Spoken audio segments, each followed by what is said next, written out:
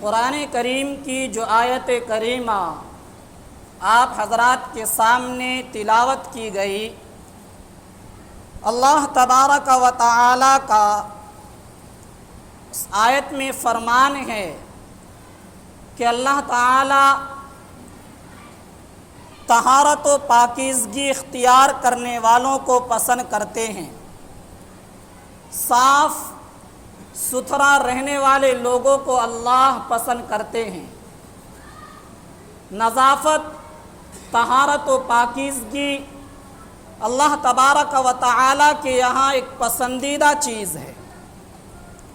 یوں تو دنیا کے ہر دھرم، ہر مذہب، ہر کلچر، ہر تہذیب و تمدن، ہر شہر اور دنیا کے ہر ملک میں صفائی اور ستھرائی پر زور دیا جاتا ہے، لیکن جس جامعیت اور کمال کے ساتھ اسلام میں طہارت و پاکیزگی، صفائی اور ستھرائی پر زور دیا گیا ہے، دنیا کے کسی اور دھرم میں اتنی سختی اور تاکید نہیں آئی ہے۔ اتنی جامعیت اور صفائی اور ستھرائی کے تعلق سے اتنا کمال نظر نہیں آتا۔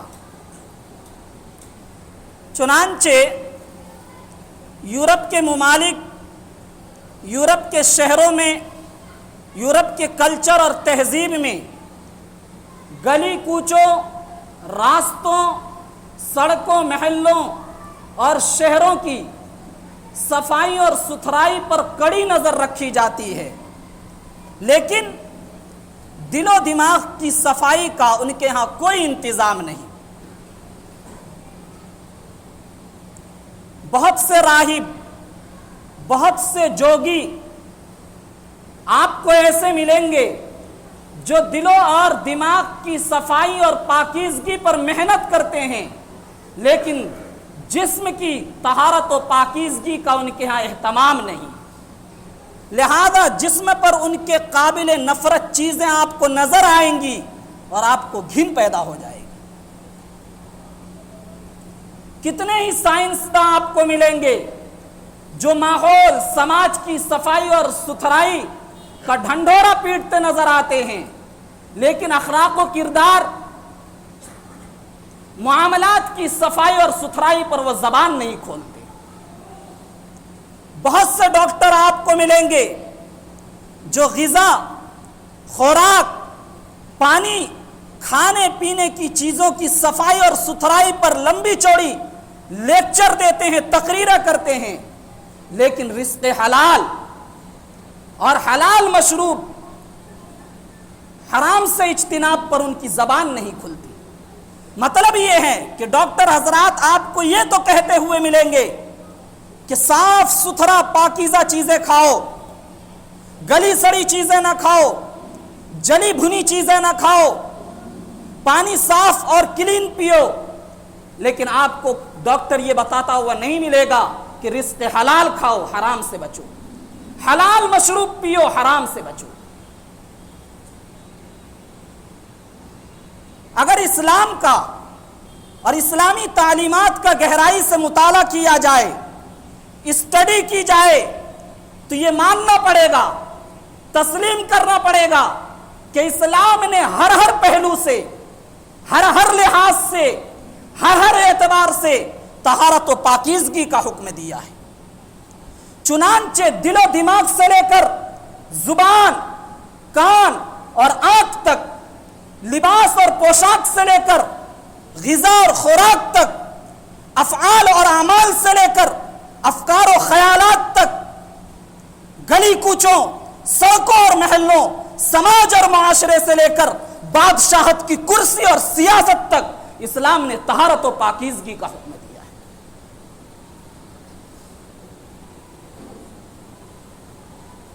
اس لیے طہارت و پاکیزگی اسلام کا ترہ امتیاز ہے، طہارت و پاکیزگی مسلمانوں کا سرمایہ فخر و امتیاز ہے، طہارت و پاکیزگی متمدن اور مہذب لوگوں کی علامت ہے، طہارت و पाकीज़गी दुनिया की तरक्की याफ्ता और जिंदा कौम की पहचान है। तहारत और पाकीज़गी इंसान को फरहत अता करती है। तहारत और पाकीज़गी जहन को ताजगी पहुंचाती है। तहारत और पाकीज़गी से इंसान को उनसे सुरूर हासिल होता है। तहारत और पाकीज़गी, सफाई और सुथराई सेहत और तंदुरुस्ती के लिए मुफीद है।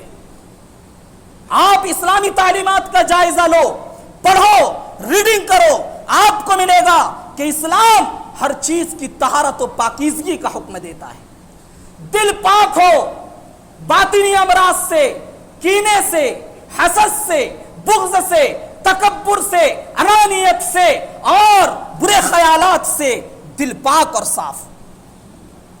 जहन और दिमाग पाक हो बुरे ख्यालात से, फासिद ख्यालात से, निगाहें पाक और साफ हो मुहर्रमात और ममनुआत को देखने से, कान पाक और साफ हो गीबत सुनने और चुगली सुनने से, जबान पाक और साफ हो बुरी बात कहने, बुरी बात जबान से निकालने से, लिबास पाक और साफ हो नजासत से, गंदगी से, खुराक पाक और साफ हो हराम माल की आमेजिश से, मिलावट से, सियासत और बादशाहत पाक हो वादा खिलाफी से, फरेब से, मकर से, फरोड से, समाज और मुआशरा पाक और साफ हो जुल्म से, ज्यादती से, बेहयाई से, उरियानियत से, फहाशी से, नाच से, गाने से, डांस से, जुआ से, सट्टे से और दीगर खुराफात से, नशे की तमाम चीजों से समाज पाक होना चाहिए।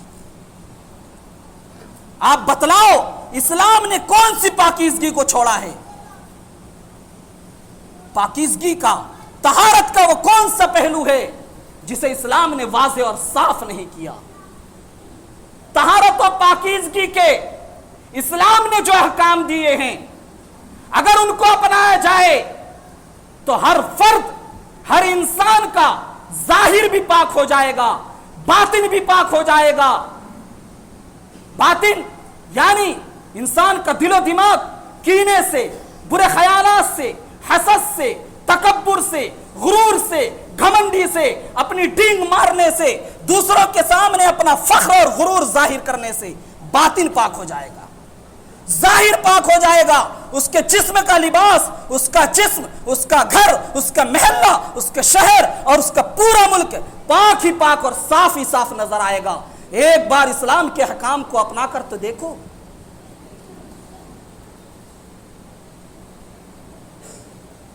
कितना शानदार मुआशरा और समाज रहा होगा वो, और कितनी अच्छी तस्वीर रही होगी, कितनी अच्छी शक्ल रही होगी उस समाज की।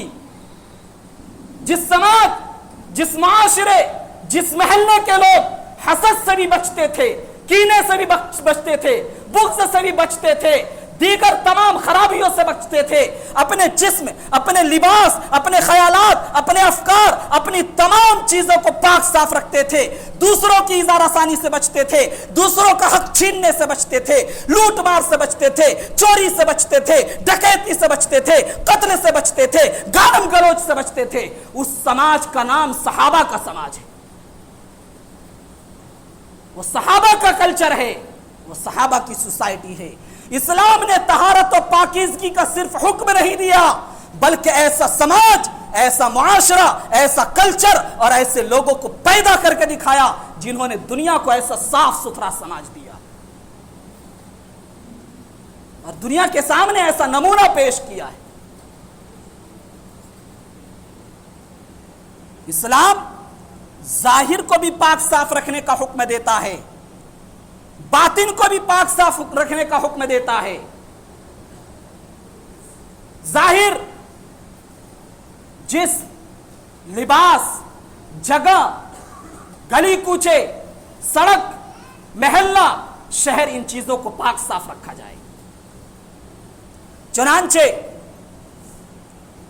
जिस्म को पाक साफ रखने के लिए और काबिले घिन, काबिले नफरत चीजों से जिस्म की सफाई के लिए इस्लाम का हुक्म है। नाखून को काटा जाए, बड़े हुए मोचों को काटा जाए, नाक के बाल अगर बाहर आ रहे हो उसे साफ किया जाए, बगल के बालों को साफ किया जाए, नाफ के नीचे के बालों को साफ किया जाए, हर हफ्ते या 15 दिन में साफ कर लिया जाए, सुन्नत है। 40 दिन तक छोड़े रखना जायज है और 40 दिन के बाद छोड़े रखना गुनाह है। यह जाहिरी सफाई है। और अगर जिस्म पर गंदगी लग गई है, पेशाब और बड़े इस्तिंजे से आप फारिग होकर आए, तो इस्लाम ने पानी से सफाई और सुथराई का हुक्म दिया। और अच्छाई देखो, पानी से धोने के बाद मजीद तहारत के लिए अगर आपका वुजू नहीं है तो वुजू का हुक्म दिया गया है।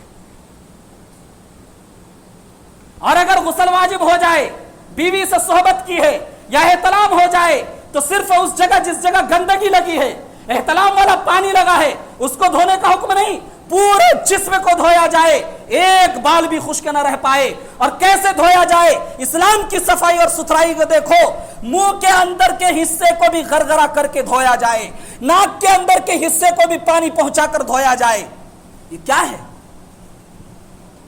और कितनी ताकीद चाहिए, और कितना मुबालगा चाहिए, कितनी ताकीद की है सफाई और सुथराई की। अफसोस कि जिस कौम को लिबास, जिस्म, महल्ला, गली कूचे, सड़कों को पाक रखने का हुक्म दिया गया, आज वही कौम इतनी तालीमात और इतना सबक पढ़ाने के बावजूद इन चीजों में पीछे है।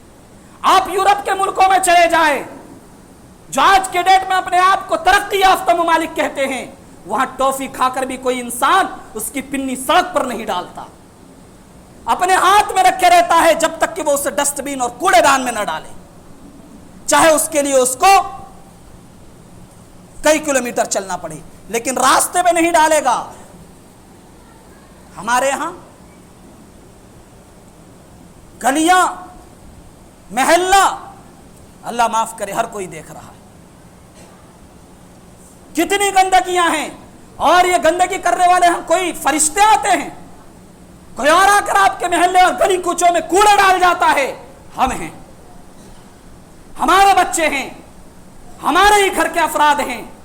अफसोस होता है, दुख होता है, बदबूदार चीजें घरों के सामने डाल दी जाती हैं, गली सड़ी चीजें सड़कों पर डाल दी जाती हैं। क्या नबी का फरमान याद नहीं है मुसलमानों कि रास्ते से हर उस चीज को हटा दिया जाए जो तकलीफ पहुंचाने वाली हो, ईजा पहुंचाने वाली हो, चाहे वो कांटा हो, चाहे वो शीशे का टुकड़ा हो, चाहे वो बदबूदार चीज हो, चाहे वो गली सड़ी चीजें हो, हम गलियों में डाल देते हैं।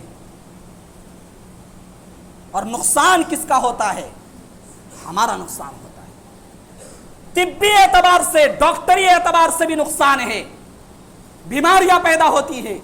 हमने अगर किसी के घर के सामने या उसके दरवाजे या उसकी दीवार से मिलाकर डाल दिया तो सिर्फ उसी घर वाले को तकलीफ नहीं होगी, जब बीमारियां उससे पैदा होंगी तो पूरे महल्ले, पूरे गली कूचों को अपने लपेट में ले लेगी। तो पहला नुकसान बीमारी। दूसरा नुकसान, जिस समाज, जिस सोसाइटी, जिस गली और जिस महल्ले के लोग, जिस घर के लोग सफाई और सुथराई का एहतमाम नहीं करते, रिवायतों में आया है कि उस समाज में रिस्क की तंगी आ जाती है, वो समाज फक्र और फाका का शिकार होता है। आज हम गुर्बत का रोना रोते हैं, फक्र का रोना रोते हैं, तंगदस्ती का रोना रोते हैं। असल सबब क्या है? हमारी तवज्जो उसकी तरफ नहीं जाती। ये तो दुनिया का नुकसान हुआ। और जो लोग सफाई और सुथराई का एहतमाम करते हैं, अल्लाह तबारक व तआला ऐसे लोगों को पसंद करते हैं। उनके रिस्क में, उनके माल में, उनके कारोबार में, उनकी बिजनेस में अल्लाह बरकत डालता है। ये दुनिया का फायदा है। और सुनो, जब गलियों में कूड़ा डाला जाता है, जाहिर सी बात है किसी के घर के सामने ही डाला जाता होगा, किसी के घर के दीवार से ही लगाकर डाला जाता होगा। आपने मेरे घर के दीवार से लगाकर डाल लिया, आपके लिए आपका घर महबूब है, मेरा घर तो महबूब नहीं। मेरे घर के दरो दीवार तो आपके लिए महबूब नहीं। आपके घर के सामने मैं कूड़ा डाल दूं, आपको कितनी तकलीफ होती है? आपके बच्चों को, आपके घर में रहने वाले आपके वालिदैन को कितनी तकलीफ होती है? आप लड़ने मरने के लिए तैयार हो जाते हो और आप मेरे घर के सामने कूड़ा डालते हो, मेरे घर की दीवार से लगाकर कूड़ा डालते हो। कभी आपने सोचा कि मुझे भी वैसी ही तकलीफ होती होगी, मेरा दिल भी इतना ही दुखता होगा? میں بھی اندر سے اتنا ہی درد محسوس کرتا ہوں گا جتنا آپ درد محسوس کرتے ہو. ایک مسلمان کو تکلیف پہنچاتے, ایک پڑوسی کو تکلیف پہنچاتے ہو, راستہ چلنے والوں کو تکلیف پہنچاتے ہو. کیا اسلام نے یہی تعلیم دی ہے؟ ہم اتنے سست ہو گئے, ہم اتنے آرام طلب ہو گئے کہ کوڑا ڈالنے کی متعین اور فکس جگہ ہے, ہم 10 قدم وہاں چل کر کوڑا نہیں پھینک سکتے, ہم گلیوں میں ڈال دیتے ہیں. یہ عیش پسندی, یہ آرام طلبی آپ کو خطرے میں ڈال دے گی, آپ کی عزت کو ملیا میٹ کر دے گی, دنیا میں جینے کا حق چھین لے گی. یاد رکھیے گا, چوکنا ہونے کی ضرورت ہے. آپ دوسروں کی سوسائٹی میں جاؤ, طہارت و پاکیزگی کا حکم اسلام نے دیا ہے, لیکن اس چیز کو اپنایا دوسروں نے ہے. اسی لیے طہارت و پاکیزگی جو بھی اختیار کرے گا, اللہ اس کی بزنس میں, اس کی تجارت میں, اس کے کاروبار میں برکت ڈالے گا, چاہے وہ کسی بھی دھرم سے تعلق رکھنے والا ہو. دنیا کے دوسرے دھرم کے لوگ, دوسرے مذہب کے لوگ ترقی کر رہے ہیں, آگے بڑھ رہے ہیں, اور ہم دن بدن پیچھے ہوتے جا رہے ہیں, مصیبتوں کے شکار ہوتے جا رہے ہیں. نہ ہمارے خیالات پاکیزہ, نہ ہمارے افکار پاکیزہ, نہ ہمارے دل پاکیزہ. تکبر, غرور, گھمنڈی اور ان چیزوں کی بنیاد پر ایک دوسرے سے لڑائی, ایک دوسرے سے کینہ, ایک دوسرے سے بغض, طرح طرح کی بیماریاں ہمارے اندر پیدا ہو چکی ہے. حالانکہ اسلام ظاہر و باطن دونوں کو پاک رکھنے کا حکم دیتا ہے.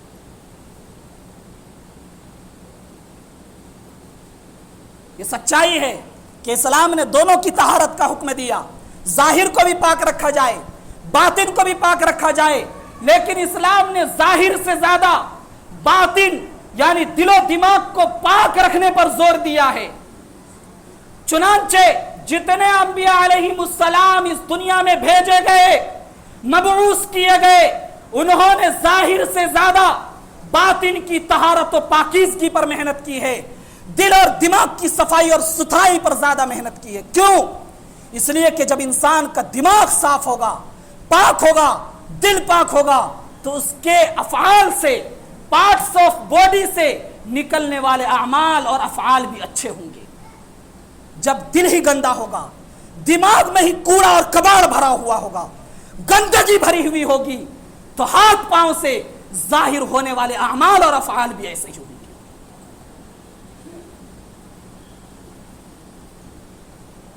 اللہ کے نبی نے فرمایا, الا وان فی الجسد مضغۃ اذا صلحت صلح الجسد كله واذا فسدت فسد الجسد كله الا وهي القلب. اے لوگو خبردار ہو جاؤ, سن لو, اللہ کے نبی فرما رہے ہیں جسم کے اندر ایک ٹکڑا ہے, جب وہ خراب ہو جاتا ہے سارا ہی جسم خراب ہو جاتا ہے, اور جب وہ درست رہتا ہے سارا جسم درست رہتا ہے. اور وہ کیا ہے؟ الا وہی القلب. اللہ کے نبی نے فرمایا وہ دل ہے, دل. دنیا کے اندر جو قانون بنانے والی کمیٹیاں ہیں, قانون ساز کمیٹیاں, اور قانون کو نافذ کرنے والے لیڈران, امراء, حکام اور بادشاہ, ان میں اور انبیاء علیہم السلام میں بنیادی فرق ہے. یہ قانون بنانے والی کمیٹیاں, بادشاہ اور حکام اپنے ملک, اپنے شہر, اپنی سوسائٹی کے ظاہری صفائی اور ستھرائی کے لیے ایک سے ایک قانون بناتی ہے کہ ملک کو, سماج کو, سوسائٹی کو, شہر کو ڈاکہ زنی سے, چوری سے, قتل و غارت گری سے اور کسی عورت کی عزت لوٹ لینے سے محفوظ کیا جائے, بچایا جائے. اس کے لیے وہ سخت سے سخت قانون بناتے ہیں. تو ظاہری پاکیزگی, صفائی اور ستھرائی کے لیے یہ دنیا دار لیڈران اور بادشاہ ایک سے ایک قانون بناتے ہیں. آج کے ڈیٹ میں دنیا کے اندر جو ممالک اپنے آپ کو ترقی یافتہ کہتے ہیں, ان کے ہاں آپ کو ایک سے ایک سخت سے سخت قانون مل جائے گا جرائم اور کرائم کو روکنے کے لیے, جرم اور گناہ سے سماج اور معاشرے کو پاک صاف کرنے کے لیے. لیکن اس کے باوجود کیا ان ممالک میں چوریاں نہیں ہوتی؟ ہوتی ہے, کثرت سے ہوتی ہے. کیا ان ممالک میں ڈکیتیاں نہیں ہوتی؟ کیا لوٹ مار نہیں ہوتا؟ کیا وہاں عورتوں کی عزت زبردستی نہیں لوٹی جاتی؟ لوٹی جاتی ہے۔ وجہ وہ ہے کہ انہوں نے صرف ظاہر کو پاک صاف رکھنے پر تو توجہ دی، باطن یعنی دل و دماغ کو پاک صاف رکھنے کا انہوں نے کوئی خیال نہیں کیا۔ انبیاء علیہم السلام نے دل و دماغ پر محنت کی کہ انسان کے دل اور دماغ کو پاک صاف کیا جائے شرک اور کفر کی گندگی سے، کبر اور غرور، تکبر اور گھمنڈی سے، کینہ اور بغض اور حسد سے، اور ان دل اور دماغ کے اندر تمام برائیوں کی گھن اور نفرت بٹھا دی جائے۔ پھر کیا ہوا؟ جب دل کے اندر اتنی صفائی ستھرائی اور گناہوں سے نفرت پیدا ہونے لگی، گھن پیدا ہونے لگی، تو پھر تو انسان خود ہی گناہوں سے بچ جائے گا، چوری سے بچے گا، ڈکیتی سے بچے گا، دیگر تمام گناہوں سے بچے گا۔ کیونکہ جب انسان کا دل پاک اور صاف ہوتا ہے تو اس کی دنیا بدل جاتی ہے، سوچنے کا انداز بدل جاتا ہے، بولنے کا لہجہ بدل جاتا ہے، دیکھنے کا طریقہ بدل جاتا ہے، زندہ رہنے کا مقصد بدل جاتا ہے، اس کی جلوت بدل جاتی ہے، خلوت بدل جاتی ہے، دن بدل جاتے ہیں، راتیں بدل جاتی ہے، ایک انسان بدل جاتا ہے، پورا سماج، معاشرہ، ملک بدل جاتا ہے۔ کیوں؟ اس لیے کہ پاک صاف دل والا انسان، خدا کا خوف رکھنے والا انسان، اگر اس کا گزر امریکہ، برطانیہ، لندن، پیرس، جرمنی، دنیا کے ان ممالک میں ہو جہاں فحاشی کے اڈے ہیں، جہاں عریانیت کے اڈے ہیں، جہاں عورتیں ننگی ناچتی ہیں، اس مجلس سے بھی اگر اس کا دل پاک اور صاف ہے، جہاں نائٹ کلبے ہیں، ان کلبوں سے بھی وہ اپنے دامن کو پاک صاف بچا کر نکل جائے گا۔ دل پاک اور صاف ہونا چاہیے۔ اور جس کے دل اور دماغ کے اندر گندگی بھری ہوئی ہے، وہ انسان اگر خوش قسمتی سے مکہ چلا جائے، مدینہ چلا جائے، حرم جیسی مقدس جگہ میں چلا جائے، وہاں بھی اس کی نگاہیں بھٹکتی رہتی ہے، بدقسمتی سے گناہوں کا شکار اور معصیت کا ارتکاب کر کے وہ وہاں سے لوٹتا ہے۔ اللہ کے نبی علیہ الصلاۃ والسلام نے صحابہ کرام کی دل و دماغ کی طہارت و پاکیزگی پر زیادہ زور دیا تھا، سمجھ رہے ہیں؟ اس لیے صحابہ کرام نے اچھائیوں کو اپنایا، برائیوں کو چھوڑ دیا۔ کوئی قانون، کوئی دستور، کوئی اصول کیا ہے وہ اپنی جگہ ہیں، لیکن جب دل اور دماغ پاک صاف ہوتا ہے تو انسان خود ہی گناہوں کو چھوڑ دیتا ہے، اس کا دل خود فیصلہ کر لیتا ہے کہ تو کیا کرنے جا رہا ہے۔ اللہ تبارک و تعالی سے دعا کریں کہ اللہ تعالی ہم سب کو پاکیزہ بننے، پاکیزہ رہنے اور پاکیزگی کے ساتھ دنیا سے جانے کی توفیق عطا فرمائے۔ آمین۔ وآخر دعوانا الحمدللہ۔